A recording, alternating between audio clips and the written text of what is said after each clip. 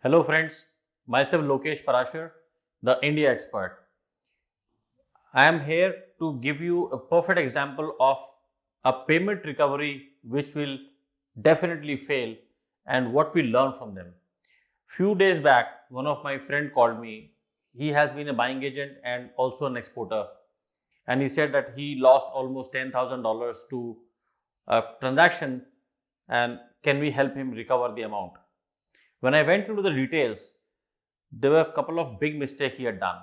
First mistake which I saw was there was no PO from the buyer for the order, no contractual obligation in terms of delivery, in terms of delay, in terms of any claims. There was nothing as a PO. While we insist upon a very formal PO, a purchase order with nice good contracts legally written by the lawyer to be attached with your purchase order, so that when the pro forma invoice is sent, it is deemed that it is agreeing to the PO terms, and he did not adhere to this PO. It was just an email order by the buyer, and factory sent a PI with no terms and condition attached, and eventually when the shipment got delayed, there was no recourse to who will bear the loss or how much a loss will be borne by the factories, or if at all, who is responsible for this. That was the first mistake. Secondly, he gave a loan to the factory when the buyer was not paying the advance, and he said, okay, I can help you with the loan. He did not do any formality of the loan in terms of how they will be repaid, no contractual agreement, no PDC or post-dated checks, nothing in that sense. It was automatically understood that this is a loan for the business, but that's the mistake. A loan is not the part of business.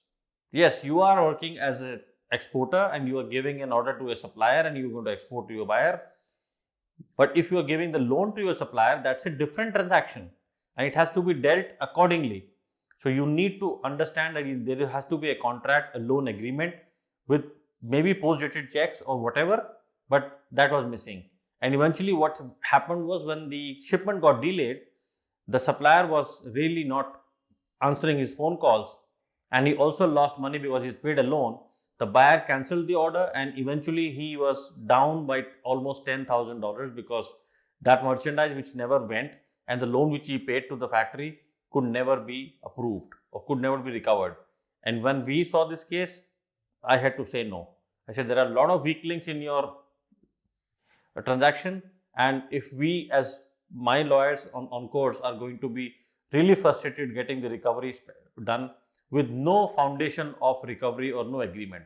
So guys, I would request you, please treat agreements, contracts as very serious about your business, especially when you're doing international business and into the import and export industry.